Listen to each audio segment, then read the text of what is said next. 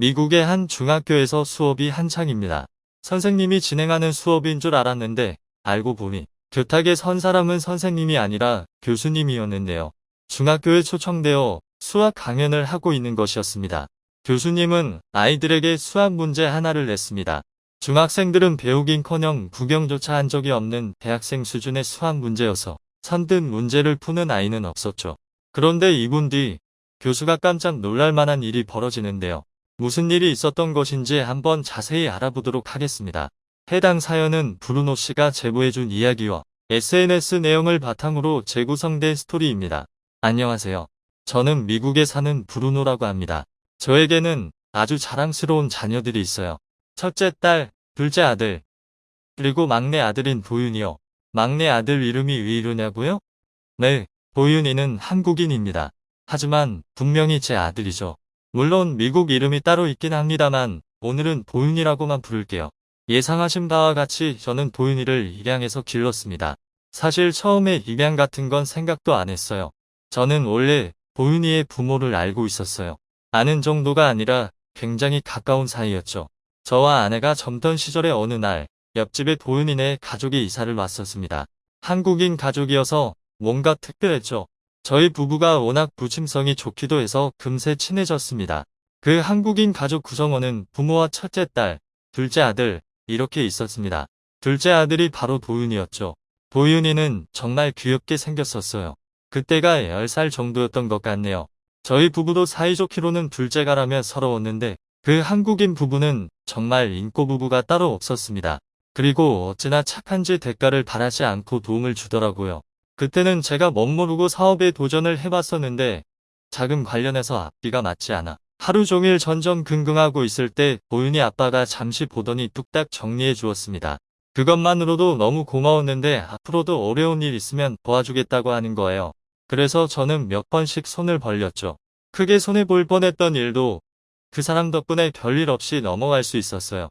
그러던 어느 여름날 가슴이 찢어지는 사건이 발생합니다. 도윤이 가족이 차를 타고 모처럼 다른 도시로 여행하고 있었는데 비가 엄청나게 내리기 시작했어요. 예상하셨겠지만 교통사고가 났습니다. 뒤에서 오던 차의 브레이크가 갑자기 듣지 않는 바람에 속도를 줄이지 못했는데 비 때문에 앞도 잘 안 보여서 앞차를 받고 만 것이었죠. 하필 고속도로라 뒤 차는 빠른 속도로 달리고 있었기 때문에 교통사고가 크게 났습니다. 앞차 뒷차를 통틀어 살아남은 사람은 단 한 명, 도윤이었어요. 세상에 혼자 남게 됐죠. 그 어린 나이에 말입니다. 원래대로라면 할머니나 친척 등 친족에게 보내줬겠지만 그들이 도윤이를 데려가는 걸 원치 않는다는 말을 들었어요. 애초에 도윤이의 친부모는 집안에서 반대하는 결혼을 강행한 거였더군요. 미국으로 오면서 아예 연을 끊었다고 합니다. 모든 사정을 알게 된 저는 도윤이를 입양하기로 결정했습니다. 그때 저는 도윤이 아빠의 도움을 받아서 했던 사업도 전부 말아먹고 빚을 상당히 떠안고 있었지만 도저히 도윤이를 모른 척 할 수가 없었습니다. 도윤이를 입양하는 것은 아내도 동의했어요. 그래서 병원 치료를 다 받은 도윤이를 일단 저희 집에 데려왔고 차근차근 입양 절차를 밟았죠. 제 아내도 아이들도 원래부터 도윤이를 많이 귀여워해서 다행이었습니다. 도윤이의 친부모를 생각하며 사랑으로 키웠어요. 친자식에게 쏟는 정성 못지않게요. 그 사랑의 보답이라도 하듯 도윤이는 무럭무럭 자라났습니다. 효자가 따로 없는 게 공부를 너무 잘하는 겁니다. 늘 반에서 1등을 하더라고요. 저희 부부도 역시 아이들이 커서 잘 되길 바라긴 하지만 공부 열심히 하라고 다그치는 스타일은 아니었거든요. 똑똑한 것보다 착하게 자라길 바랬습니다. 그래서 인성교육에 더 신경 썼는데 공부를 그렇게 잘해버릴 줄이야. 몇 년 후 첫째는 성인, 둘째는 고등학생, 그리고 도윤이는 중학생이 되었어요. 애들은 뭐 이리 빨리 크는지. 도윤이가 2학년이 되었을 때부터 뭔가 이상했습니다. 아이의 표정이 너무 우울해진 거예요. 사춘기인가 보다 하고 대수롭지 않게 넘겼지만 점점 그냥 넘길 수가 없더군요. 그래서 진지하게 물었어요. 요새 무슨 일이 있는 거냐고요. 도윤이는 한참 우물쭈물하더니 사실대로 이야기해 주었습니다. 학교에서 따돌림을 당한다는 거였어요. 아니, 도대체 우리 착한 도윤이를 왜? 화도 나고 마음이 많이 아팠어요. 저 어린 것이 얼마나 마음고생이 심했을까 싶어서요. 동양인이라는 이유로 그랬다고 하니 더 슬펐죠. 다른 곳에 가도 비슷할 테지만 적어도 대놓고 동급생을 괴롭히지는 않는 학교로 보내줘야겠다 다짐했습니다. 마침 우리 도윤이가 성적도 너무 좋았으니 고급 사립학교로 보내기로 결정했죠. 저희 가족은 평범한 서민이고 갚아야 할 빚도 있었기 때문에 학비가 많이 부담스럽긴 했지만 그래도 괜찮았어요. 그만큼 도윤이를 지켜주고 싶었죠. 공부 잘하는 아이들이 많은 학교였는데 그 중에서도 늘 상위권에 있었어요. 특히 수학에 있어서는 전교 1등도 여러 번 하더니 나중에는 100점을 놓치는 경우가 없을 정도였습니다. 역시 학비가 상당한 학교여서 그런지 종종 사회적으로 명망 높으신 분들을 초청해 강연을 하기도 하더라고요. 어느 날은 도윤이네 학교에 미국 명문대 수학과 교수님이 왔다고 합니다. 도윤이가 들려주는 이야기에 따르면 교수님이 고등학교 수준, 대학교 수준의 수학 문제를 냈다고 해요. 고등학교 수준까지는 선행학습을 한 아이들이 어느 정도 있었어서 몇 명은 풀었죠. 하지만 그 중에서도 가장 빨리 푼 건 역시 도윤이었다고 합니다. 아이들의 수준에 감탄한 교수님은 학부생이 푸는 문제를 냈다고 해요. 이번에는 아무도 못 풀고 있었는데 몇 분 지나지 않아 도윤이가 답을 말했죠. 결과는 정답이었습니다. 교수님이 풀이 과정을 검토했는데 완벽한 풀이라서 감탄을 금치 못했다고 했어요. 수학 교수님은 도윤이가 정말 마음에 쏙 들어서 자신의 명함을 주면서 이런 말을 했다고 해요. 너 같은 수학 천재는 정말 오랜만에 보는구나. 수학을 더 연구하고 싶은 마음이 있다면 여기로 연락 주렴. 그 교수님의 이름은 윌슨이었는데 인터넷으로 검색을 좀 해보니 미국에서 수학으로 아주 유명한 학자라고 하더라고요. 저는 부모된 마음으로 도윤이가 더 잘 되길 바래서 망설임 없이 명함에 적힌 번호로 연락을 했습니다. 교수님은 티나게 반가워하는 목소리였죠. 교수는 도윤이를 자신의 제자로 삼고 싶다고 말했습니다. 며칠 지나지 않아서 저희 부부는 도윤이를 데리고 교수님이 있는 대학으로 갔습니다. 저희 부부, 도윤이, 그리고 교수님 4사람이 앉아서 도윤이의 천재성을 극대화할 수 있는 진로에 대한 이야기를 나누었죠. 그때는 도윤이가 아직 중학생이었지만 본인이 수학자가 되길 원한다면 교수님이 전폭적인 지원을 해준다고 했습니다. 또래보다 일찍 초기 입학도 시켜준다고 했죠. 그런데 그러기 전에 도윤이가 교수님의 수업을 직접 들어보기로 했습니다. 어린아이를 혼자 보낼 수는 없어서 저도 따라가서 같이 들었는데 집중을 하려고 해봐도 잠만 쏟아지더군요. 그래서 도윤이가 잘 듣고 있는지 지켜보기만 했는데 눈빛이 참 또랑또랑했습니다. 도윤이가 학교에서 수업 들을 때 이런 모습이겠구나 싶었어요. 이 어린 것이 힘든 일을 몇 번이나 당했는데도 잘 커줘서 너무 고맙기도 하고 하늘의 별이 된 도윤이의 친부모가 이렇게 잘 큰 도윤이를 보면 얼마나 뿌듯할까 그런 생각도 들었죠. 몇 번 수업을 들어보고 도윤이는 교수님의 제자가 되었습니다. 나중에는 교수님의 저희 집까지 찾아오기도 해서 저희 가족과 돈독한 사이가 다 됐죠. 그 덕분에 도윤이는 고등학교부터 명문고에 진학하게 됐고 논문도 쓰더라고요. 가족 구성원 중에 이렇게 머리가 비상한 사람은 없었습니다. 살아오면서 주변에서도 본 적이 없었고요. 그런데 생각해보니 도윤이의 친부모가 계산에 아주 능했던 기억이 납니다.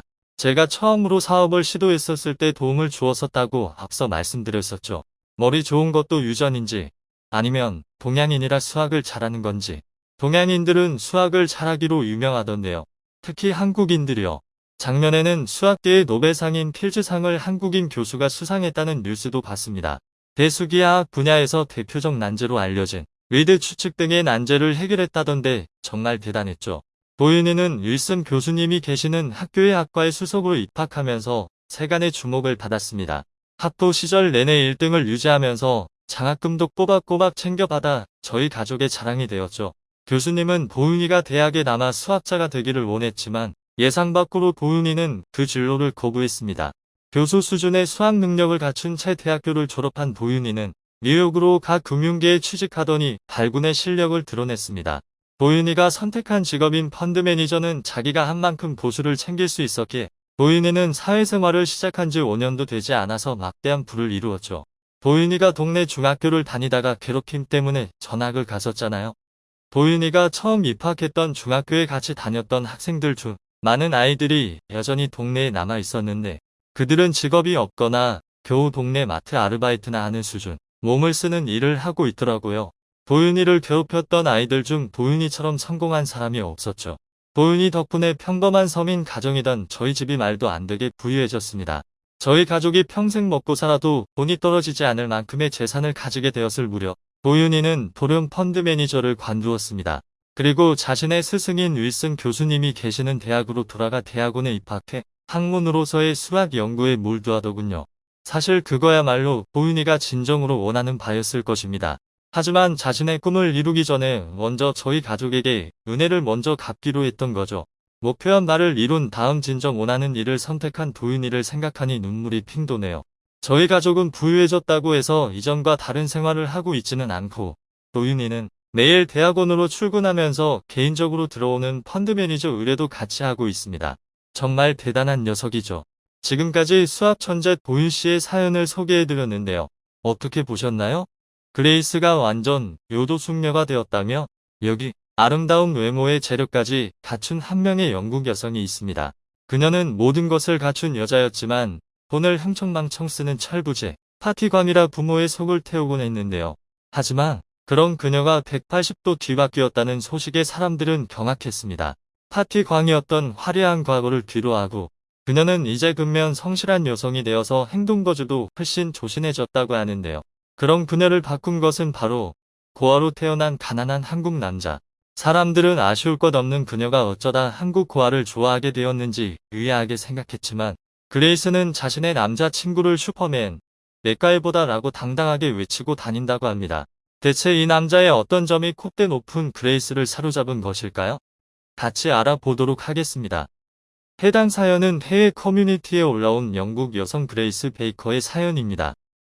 안녕하세요. 저는 영국 런던에 사는 그레이스 베이커라고 합니다. 오늘 여러분에게 저희 남편에 대한 이야기를 들려드리려고 하는데요. 사람들은 처음 제 남편을 봤을 때 대체 왜 저 남자랑 왜 만나? 라는 반응을 보이곤 했습니다. 이해를 못하는 건 아니에요. 사실 저도 처음엔 흔하디 흔한 아시아 남자로 봤거든요. 저는 원래 부유한 부모님 밑에서 자라 풍족한 삶을 누리며 자라왔습니다. 일반적으로 영국 성인들은 성인이 되면 독립하는 게 보통이었지만 저같이 부유한 가정에서 자라나는 자녀들은 계속 부모의 도움을 받기도 해요. 저도 부모의 안언한 품에서 아무 걱정 없이 살아왔죠. 저는 주변인 모두가 알아주는 파티걸이었습니다. 제가 파티에 안 오면 사람들이 어디 아픈 거 아니야? 라고 걱정할 정도였죠. 하지만 만 23살 생일이 되자 부모님은 조용히 저에게 대폭탄 선언을 했습니다. 이제 독립해라. 대학도 졸업했는데 언제까지 우리랑 같이 살 거니? 집 구할 돈이랑 2달 정도 생활비를 줄 테니 이젠 너 혼자 스스로 자립하렴. 부모님은 제가 쓰던 신용카드를 모두 해지시켜버렸고 저에게는 부모님이 생일날 계좌에 넣어주신 돈만 있었습니다. 하지만 계좌에 있는 돈은 제 생각보다 훨씬 적었습니다. 제 평소 소비를 감당하기에는 너무 적은 돈이었죠. 저는 부모님께 아니 이 돈으로 어떻게 2달을 버텨요? 집 구하고 나면 이 돈은 2주도 안 돼서 다 쓸 돈이에요.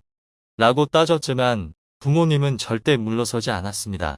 심지어 부모님은 제가 친구의 도움도 못 받게 제 주변의 친구들에게 싹 다 전화를 돌려 우리 딸이 너한테 돈 빌거나 같이 살고 싶다고 하면 절대 들어주지 말라고 말씀하셨습니다. 제 친구들의 부모님과 저의 부모님은 사업적으로 긴밀한 관계였기 때문에 제 친구들도 부모님의 제안을 거절하지 못했습니다. 제가 친구들을 찾아가면 미안하다. 부모님이 부탁하셨어. 라고 말했죠. 그래서 저는 오로지 제 힘으로 살아남아야 했습니다. 저는 어쩔 수 없이 플랫을 구해야 했습니다. 플랫은 방 하나를 렌트하지만 주방이나 거실, 화장실은 공용으로 쉐어하면서 쓰는 형태인데요. 화장실만큼은 같이 쓰기 싫어 돈을 더 주고 유일하게 화장실이 딸린 방을 제가 쓰게 되었지만 나머지는 다른 입주자들과 같이 써야 했죠. 저의 플랫메이트들은 중국인 여자와 한국 남자였는데요. 저는 왜 사람들이 중국인이 있는 플랫을 피하라고 했는지 알게 됐습니다. 중국인 여자애는 심각하게 더러웠습니다. 제 방 안에 있는 화장실 샤워기가 고장나서 고쳐질 때까지 거실 옆에 있는 화장실을 쓰려고 했던 적이 있었는데 정말 경악했습니다. 화장실에 들어가자마자 암모니아 냄새가 저를 덮쳤고 눈앞에 펼쳐진 광경은 더 가관이었습니다. 바닥에는 여자 머리카락으로 가득했으며 생리대와 다 쓴 휴지까지 굴러다녔고 수건거리에는 여자 속옷이 걸려 있었죠. 저는 도저히 이곳에서 샤워할 수 없다는 생각이 들어 바로 화장실을 나갔습니다. 정말 충격과 공포였어요. 그리고 이때 의문이 하나 들었습니다. 화장실을 저렇게 더럽게 쓰는데 어떻게 거실이랑 주방이 저렇게 깨끗한 거지? 저는 하루도 지나지 않아 그 이유를 알게 되었습니다. 그동안은 제 동거인들의 관심이 없어서 잘 몰랐는데 중국인 여자애가 뭘 흘리거나 쓰고 나서 제자리에 두지 않으면 항상 한국 남자가 조용히 다가와 닦고 가거나 물건을 다시 정리하고 가더라고요. 그 광경을 5번쯤 목격하자 저는 궁금한 점이 생겨 물어봤습니다. 굉장히 깔끔한 것 같은데 왜 화장실은 안 치우냐고요. 그러자 그 한국 남자는 얼굴이 빨개지더니 여자 생리대랑 여자 속옷을 남자가 치운다는 게 조금 부끄럽다고 이야기했습니다. 그래서 자기는 이 집에서 화장실을 안 쓰고 양해를 구해 아래 사는 다른 플랫에 화장실을 쓴다는 말을 하더군요. 그 남자의 말을 듣고 측은지심이 든 저는 제가 집에 없을 때는 제 방 안에 있는 화장실을 써도 된다고 말했습니다. 저는 원래 제 화장실을 남이 쓰는 걸 정말 싫어하는 편인데 이상하게 그 남자는 별로 꺼려지지 않더라고요. 이상하게도 굉장히 깔끔하게 쓸 것 같다는 신뢰감이 들었습니다. 제 믿음대로 남자는 정말 화장실을 깔끔하게 쓰고 심지어 사용하게 해줘서 고맙다고 화장실 청소까지 해줬습니다. 말은 없지만 항상 깔끔하고 차분한 성격의 남자에게 저는 점점 관심이 가기 시작했고 제가 친근하게 대하자 그 남자도 이것저것 저를 도와줬습니다. 처음으로 험한 세상에 던져진 저는 모르는 게 많았고 그런 저에게 남자는 공과금 처리하는 법부터 시작해서 돈 관리하는 법, 근처 식재료를 싸게 살 수 있는 가게 등등 모든 것을 알려줬죠. 이전까지 가계부라고 써본 적도 없는 저는 남자를 통해 돈을 절약하는 습관을 배우게 되었습니다. 남자는 물건을 수리하는데도 능숙해서 맥가이버 그 자체였습니다. 문고리부터 시작해서 고장난 제 물건은 다 고쳐줬어요. 가장 놀란 것은 차를 고쳐줬을 때였습니다. 저는 유지비가 많이 드는 제 차를 팔아버리고 낡은 중고차 하나를 샀는데요. 제 중고차는 산지 2달도 안 돼서 고장나 버렸죠. 정비소에 맡기려고 했지만 주말이라서 연고도 많지 않더니와 있다고 해도 고치는데 일주일 이상 걸릴 것 같다는 어이없는 답변을 들어야 했습니다. 영국 정비소가 원래 일 처리가 느리긴 하지만 일주일 이상 걸린다는 건 너무 심하다는 생각이 들었습니다. 당장 월요일날 출근을 할 때 이 차를 써야 하는데 마음이 너무 급하더군요.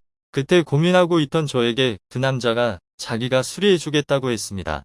그는 철물점에 가서 자가 정비 도구를 사와 제 차를 2시간 만에 수리해줬습니다. 저는 너무 신기해서 어떻게 뭐든 이렇게 잘하는 거야? 수리공도 아닌데 다 뚝딱 고쳐주고 내가 모르는 거 있으면 다 알려주고 한국 남자들은 다 너처럼 슈퍼맨이야? 라고 칭찬했습니다. 저는 남자에게 수고비를 주겠다고 했지만 남자는 한사코 계속 거절했고 그럼 저는 밥이라도 먹자고 이야기했습니다. 제가 남자에게 뭐가 먹고 싶은 게 있냐고 묻자 한식이 먹고 싶다고 이야기하더군요. 한식집에 간 우리는 맛있는 음식을 먹으면서 아는 이야기를 나눴습니다.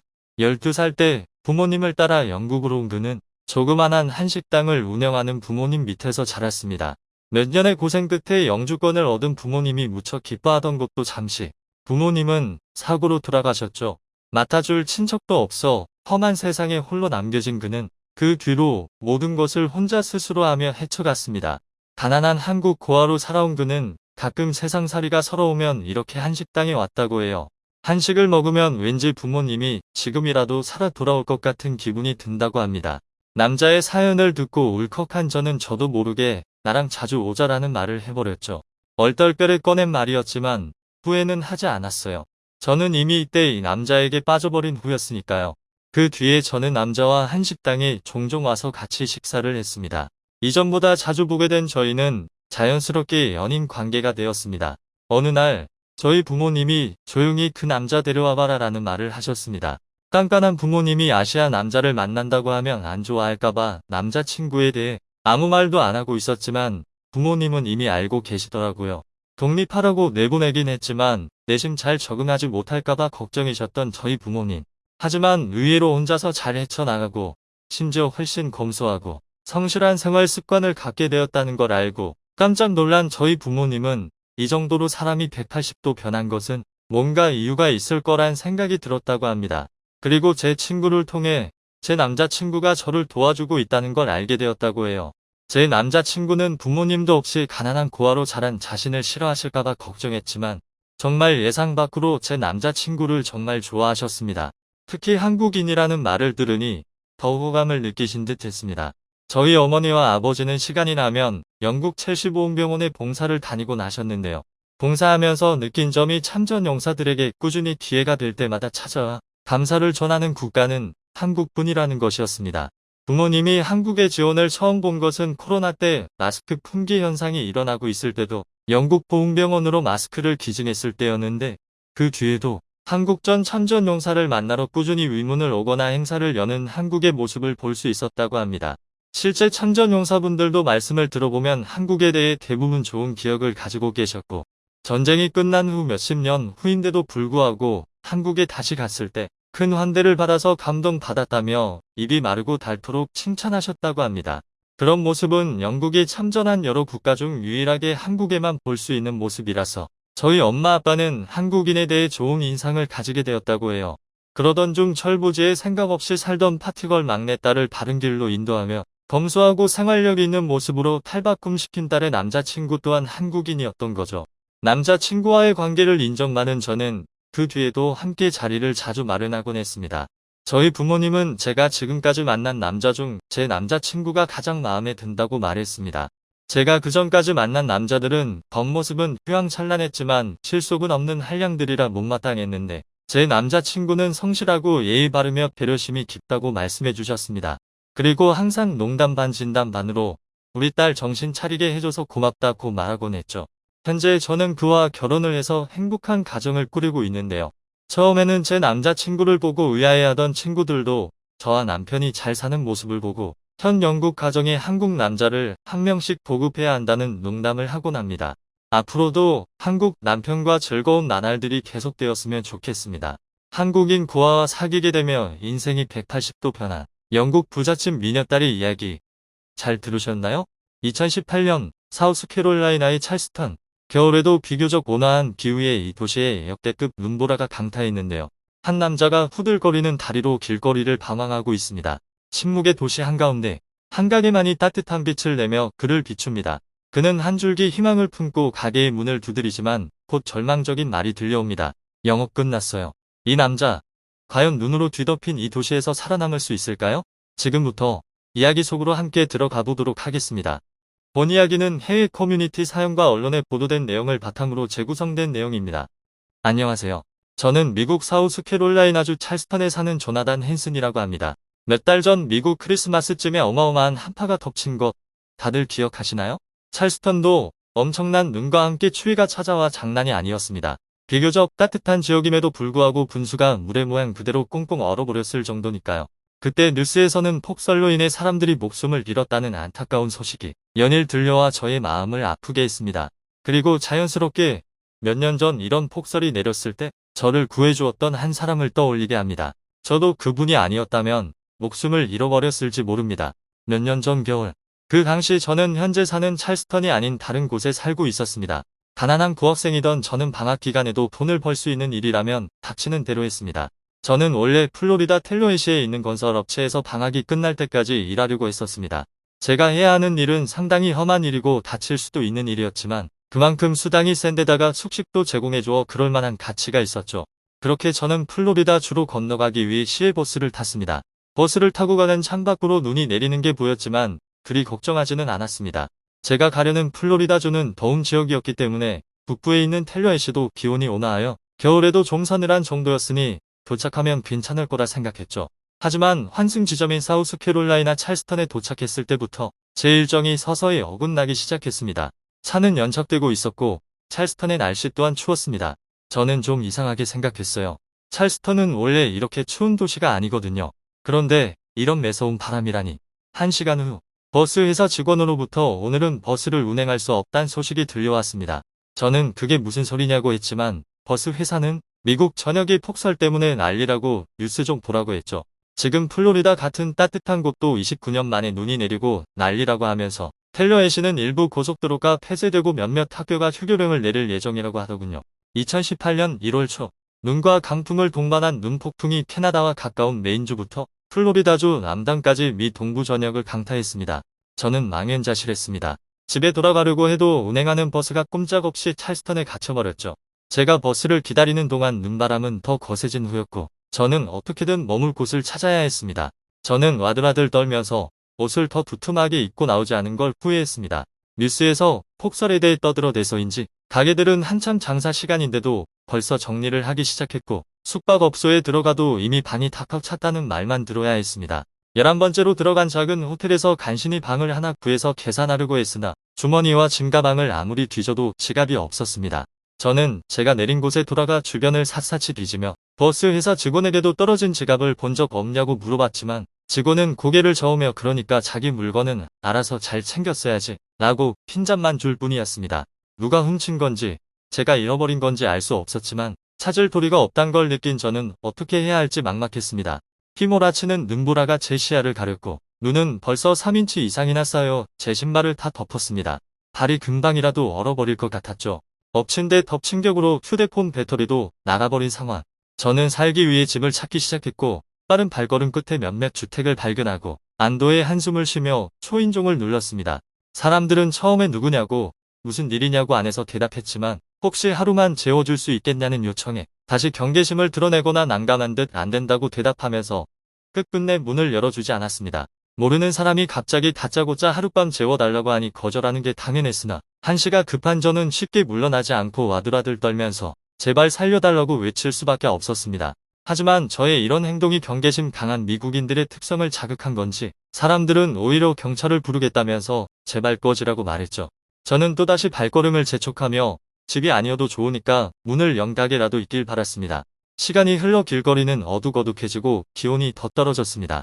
5분만 더 있다가는 동상에 걸릴 것 같다는 생각이 들었을 때 밝은 불빛과 함께 문을 연 가게가 보였습니다.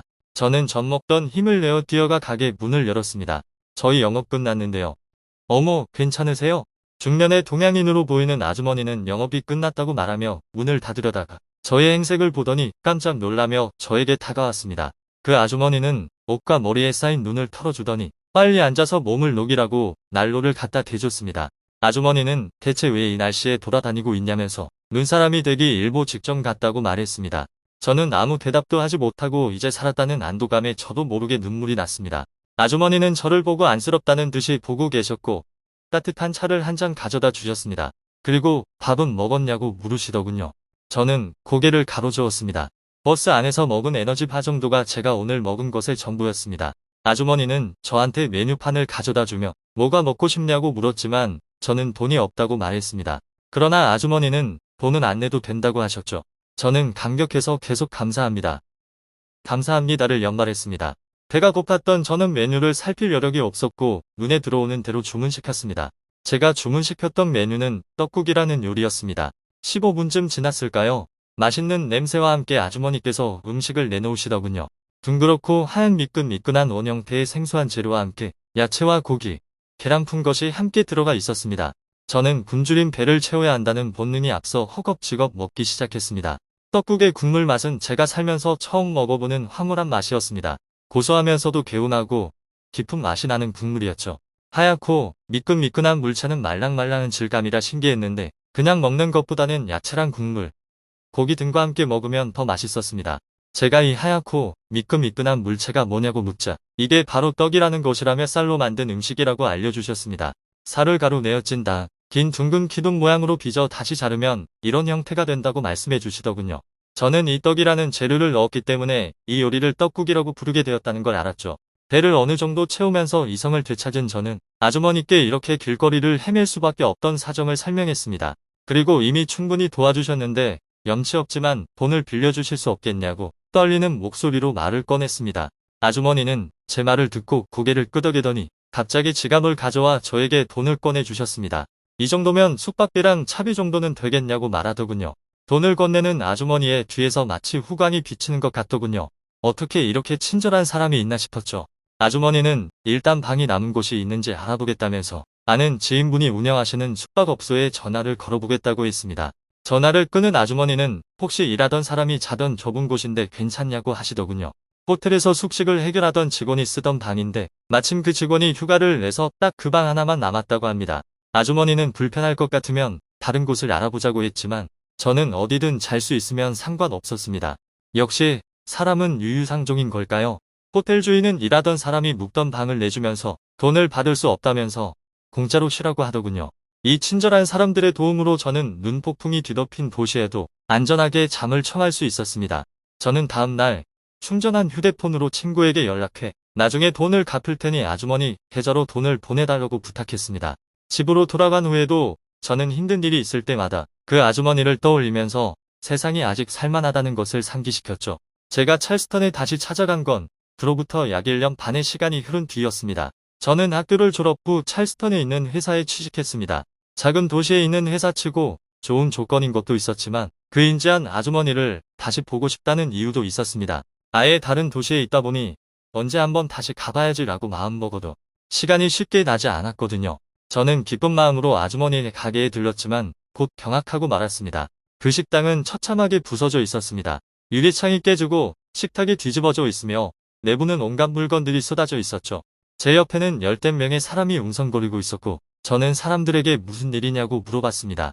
조지 플로이드 사건으로 일어난 시위 중 일부가 폭력적으로 변하여 상점가를 덮쳤다는 것이죠. 아주머니가 휴일이라 지금은 안 계시지만 내일 되면 엉망이 된 가게를 보고 가슴 아파하실 것 같다고 하더군요. 웅성이던 사람들은 갑자기 가게 안으로 들어가더니 식당을 정리하기 시작했습니다. 저도 얼떨결에 같이 정리했죠. 식당을 다 정리한 사람들은 이 가게를 어떻게 할지 자기들끼리 의논하기 시작했습니다. 처음 보는 사람들이었지만 저도 같이 참여하여 그 얘기를 들었습니다. 지금 이 자리에 모인 사람들은 모두 이 식당의 아주머니의 도움을 받은 학생들이었습니다. 이 한 식당은 한국 아주머니께서 운영한 가게였는데 평소에 남을 위한 선행을 실천하셨던 아주머니께서는 가난한 학생들에게 공짜로 끼니를 챙겨주기도 하고 사정이 어려운 학생들을 위해 매년 기부금을 냈다고 합니다. 그 아주머니에게 도움을 받았던 학생들과 졸업생들이 지금 이렇게 모인 것이죠. 그중 한 사람이 자기가 모금 사이트에 글을 게재하겠다며 여기 있는 사람들이 모두 도와줬으면 한다고 부탁했습니다. 저를 포함해서 그 자리에 있던 사람들 모두가 흔쾌히 수락했습니다.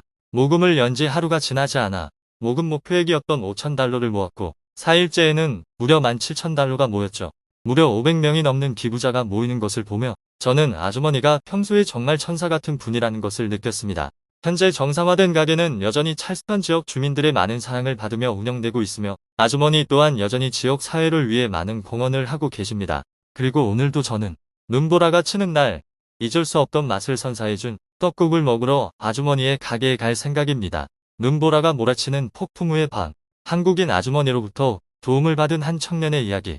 잘 들으셨나요?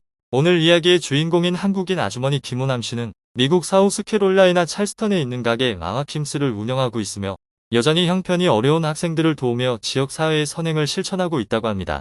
프랑스에서도 트렌디하고 훌륭한 식당들이 많기로 유명한 파리 11구. 화려하고 큰 식당과 카페가 가득한 이곳에 소박한 카페 하나 있습니다. 겉으로 보기에 평범하기 그지없는 카페지만 항상 이곳에서는 사람이 바글바글합니다. 바로 옆에 훨씬 분위기 좋고 공간도 훨씬 큰 카페가 있지만 사람들이 이곳만 찾아대서 옆 가게 사장은 분통이 터진다고 하는데요. 대체 왜 이 가게가 잘 되는지 궁금했던 옆 가게 사장은 손님인 척 가서 음료를 마셔보지만 생각보다 특별한 맛이 아닙니다. 커피 맛과 디저트가 괜찮긴 하지만 우리 가게보다 뛰어난 건 아닌데? 대체 왜 이곳만 찾는 거지? 옆 가게 사장 말대로 사실 이 식당은 음식 맛이 아주 뛰어나서 인기 있는 곳은 아닙니다. 비밀은 바로 화장실에 숨겨져 있는데요. 이 화장실에서는 파리의 웬만한 식당 화장실에서는 찾아보기 힘든 특별한 점이 있습니다. 얼마나 특별하길래 화장실에 하나 쓰려고 굳이 이 식당을 찾게 되는 걸까요? 어떤 일이 있었는지 자세히 알아보겠습니다. 해당 사연은 해외 커뮤니티에 올라온 잔느 위페르 씨의 이야기를 재구성한 내용입니다. 안녕하세요. 저는 프랑스에 살고 있는 잔느 위페르라고 합니다. 프랑스 아버지와 미국인 어머니 밑에서 자란 저는 아버지가 오랫동안 미국 지사에서 근무를 했기 때문에 프랑스인이지만 7살 때부터 회사를 관두기 전까지 캘리포니아 주에서 살았습니다. 친할머니, 친할아버지는 제가 어릴 적 돌아가셨고 마땅한 친척이 없었으니 프랑스에 갈 일이 없었습니다. 쭉 미국에 살다 보니 프랑스어를 할 줄은 알았지만 영어가 더 편하게 느껴질 정도였죠. 저는 예전부터 파리에 로망이 있었습니다. 어릴 적에 프랑스에 살긴 했지만 제가 살았던 곳은 파리가 아니라 리옹이란 도시였고 그마저도 너무 어릴 때라 잘 기억이 안 났어요. 아버지는 너무 환상을 갖지 말라고 했지만 영화나 드라마 속에 나오는 파리는 정말 멋졌거든요. 저는 프랑스의 작지만 분위기 좋은 카페를 열어야겠다는 꿈을 품었습니다. 대학을 졸업 후 평일에는 일을 하고 주말에는 창업 강의를 들으러 다니며 누구보다 열심히 살았죠. 사업 자금을 모을 돈을 저축하고 남은 자투리 돈에 야금야금 모으니 생각보다 큰 금액이 되었는데요. 이 돈으로 저는 난생 처음으로 가족과 함께가 아닌 혼자서 해외여행을 떠나보기로 했습니다. 원래 저의 첫 솔로 여행지는 파리로 생각하고 있었는데요. 친구가 한국에 같이 놀러 가자고 하도 졸라서 한국을 먼저 가고 다음 휴가 때 파리에 가야겠다고 마음먹었습니다. 서울은 굉장히 깨끗하고 아름다운 나라였습니다. 길거리는 쓰레기를 보기 힘들었고 사람들도 친절하며 제가 좋아하는 분위기 좋은 카페와 식당들도 많았어요. 여러 가지 좋은 점이 많았지만 제일 좋았던 건 한국의 화장실이었습니다. 미국은 뉴욕 한복판에서도 공중 화장실을 찾기가 쉽지 않습니다. 그러나 한국은 공중 화장실이 참 많아서 좋았어요. 보통 미국에서는 자기 식당 손님이 아니면 화장실을 못 쓰게 막는데 한국은 식당의 화장실도 점원이나 사장에게 양해만 구하면 얼마든지 쓸 수 있었죠. 쇼핑몰의 화장실 안으로 들어가는데 되게 좋은 냄새가 나더군요. 바닥과 벽도 잘 닦여 반짝반짝 윤이 났고 변기에 이물질이 묻어있지 않았습니다. 미국 화장실보다 더 좋은 점도 많았는데요. 바로 프라이버시가 보호된다는 점입니다. 미국 칸막이 화장실은 위아래가 뻥뻥 뚫려 있어서 신발과 다리가 훤히 보이고 키가 큰 사람은 위에서 내다 볼 수 있는 구조입니다. 변기에 앉아 바지를 내리면 내린 바지가 다 보일 정도죠. 또한 문틈이 넓다는 문제도 있었습니다. 물론 밖에서는 화장실의 문틈으로 눈을 갖다 대고 들여다보지 않는 이상 아니 자세히 보이지는 않지만 화장실에 있는 사람이 어떤 색 옷을 입고 있는지 정도는 알 수 있을 정도였습니다. 반면에 한국 화장실은 위아래가 거의 보이지 않도록 문이 막혀 있으며 문틈도 매우 좁습니다. 밖에서 보일까봐 걱정할 염려가 전혀 없죠. 또한 미국에서는 찾기 힘든 핸드 드라이어가 있는 곳들도 많아 굳이 휴지로 손을 닦지 않아도 손을 말릴 수 있어서 좋았고 액체형 손 세정제를 갖춘 곳도 많아 좋았습니다. 제일 신기했던 것은 비데였는데요. 제가 머무는 호텔 변기에 무슨 기계 같은 게 설치되어 있길래 사진을 찍어 인터넷 커뮤니티에 올려보니까 한국식 비데라는 겁니다. 저는 생소한 생김새에 놀랐습니다. 제가 그동안 본 비데는 이런 기계식 비데가 아니었거든요. 위에는 수도꼭지가 있고 아래는 물을 받는 공간이 있는데 여기에 사람이 앉아서 직접 물을 틀고 씻는 거였죠.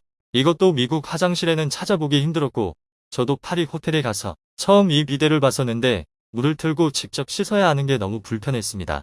하지만 한국식 비데는 버튼을 누르면 알아서 물로 엉덩이를 씻어주는데 엄청 편했습니다. 그뿐인가요?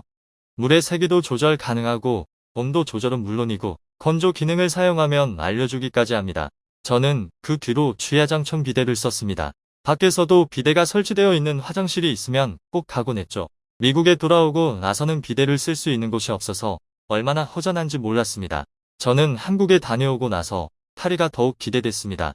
대한민국 서울이 이 정도인데 낭만의 도시로 유명한 파리는 얼마나 더 멋질까 생각했죠. 그러나 두 번째 휴가 때 꿈에 부풀어 도착한 파리는 저의 환상을 와장창 깨버렸습니다. 파리 공원 곳곳에는 쓰레기가 쌓여 있었고 쥐들도 심심찮게 보였습니다.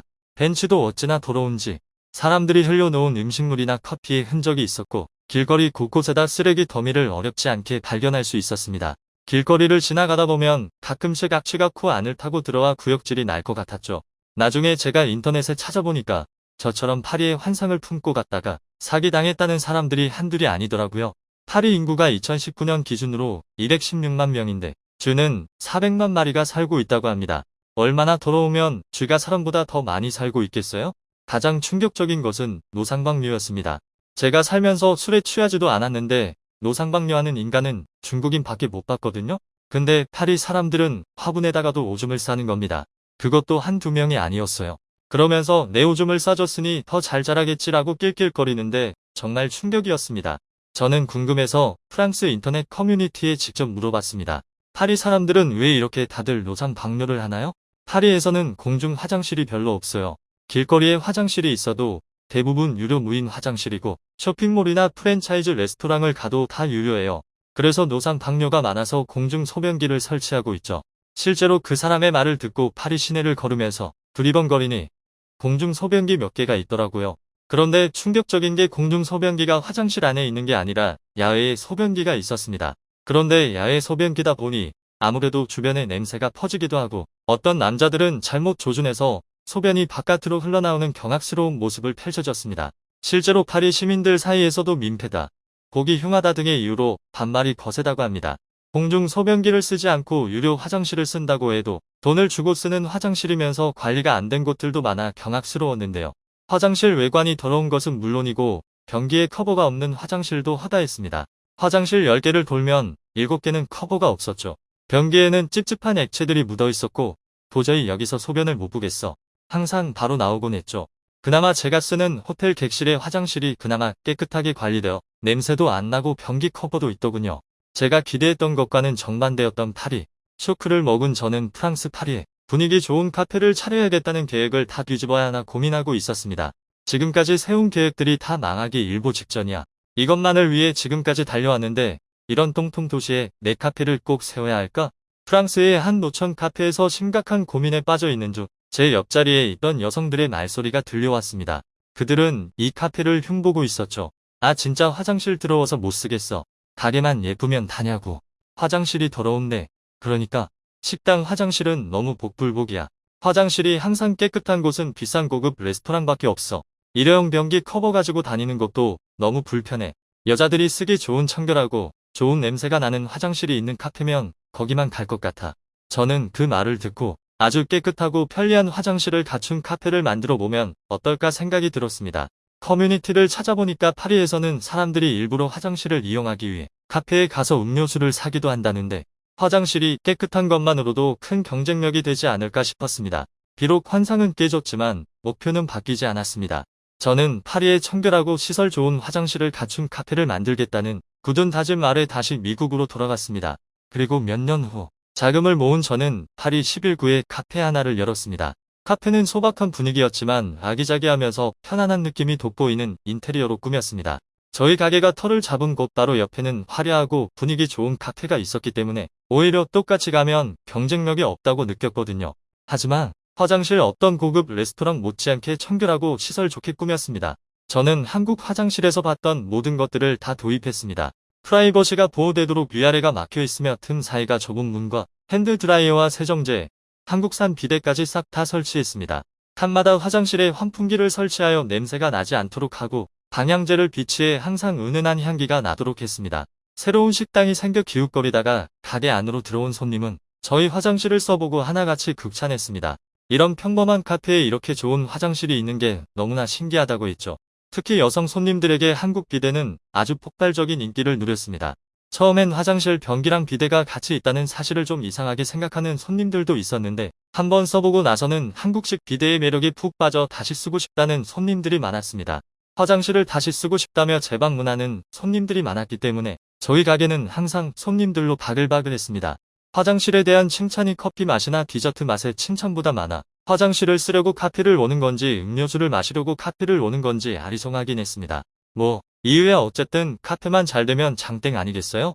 저의 사업을 성공시켜준 한국 화장실에 매일 고마움을 느끼며 살고 있습니다. 한국 화장실 덕분에 운영하던 카페가 대박난 잔느 위페르 씨의 사연 어떻게 보셨나요?